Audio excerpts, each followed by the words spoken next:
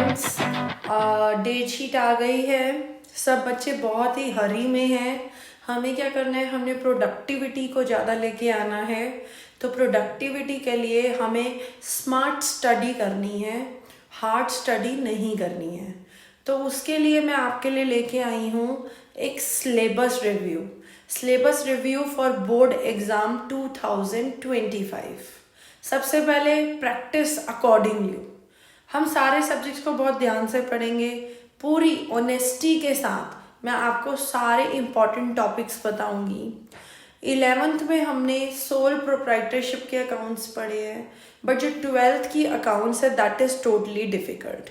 अब मैम अभी तक तो हम पढ़े नहीं हैं, क्या अभी हम स्कोर कर सकते हैं? हाँ जी, आप अभी स्कोर कर सकते हैं अच्छे marks, only with the continuous practice. आप कम से कम 2 घंटे अकाउंट्स को देंगे daily, then you can achieve good marks. Okay, 12th में 3 बुक्स हैं आपकी, partnership, company accounts and analysis of accounts. Okay, तो जिसका डिस्टिंक्शन मैं आपको बता देती हूँ। पार्टनरशिप अकाउंट्स जो है वो 36 मार्क्स के आते हैं, 36 मतलब 36 मार्क्स के।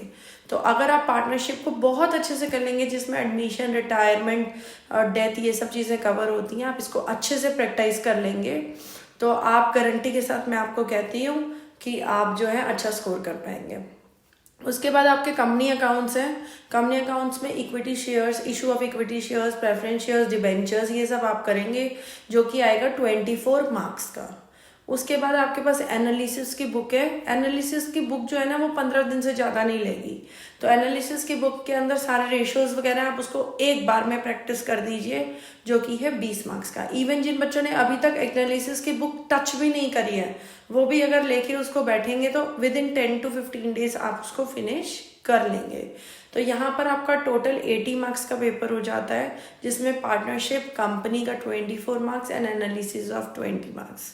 उसके बाद 12 नंबर फाइल के हैं, आराम से फाइल बनाइए, स्कूल में सबमिट कीजिए। वाइवा के 8 मार्क्स हैं, मतलब 20 मार्क्स आपके जो हैं वो इंटरनल एग्जाम से, वो आपको स्कूल से ही मिलेंगे। उसके बाद आपका बिजनेस स्टडीज़ का सिलेबस मैं एक्सप्लेन कर देती हूँ। बिजनेस स्टडीज़ के अंदर अगर हम एनसीईआरटी से चलें तो उसमें 2 बुक्स हैं, part A and part B.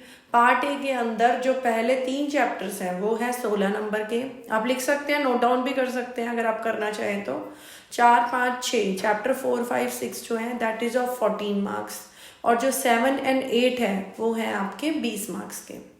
और जो पार्ट बी है उसमें chapter number 9 and 10 of 15 marks and 11 and 12 of 15 marks. तो यहाँ पर टोटल आपका 30 नंबर की पार्ट बी है और 50 मार्क्स का पार्ट ए है। तो कुल मिला के आपके 80 नंबर का ये थ्योरी है, एंड उसके बाद आपका 12 मार्क्स की फाइल है एंड 8 मार्क्स की आपकी वाइवा है। हम यहाँ पर पूरी कोशिश करेंगे कि आपका सिलेबस हम कंप्लीट करवा पाएँ। हम क्रैश कोर्सेज चला सकते हैं।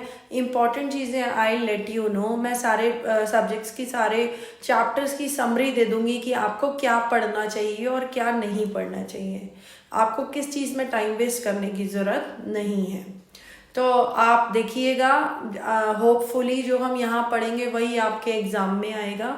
तो मैं ये टॉपिक को यहीं पर फिनिश करती हूँ। Please like, share and subscribe for more videos and for more informative videos.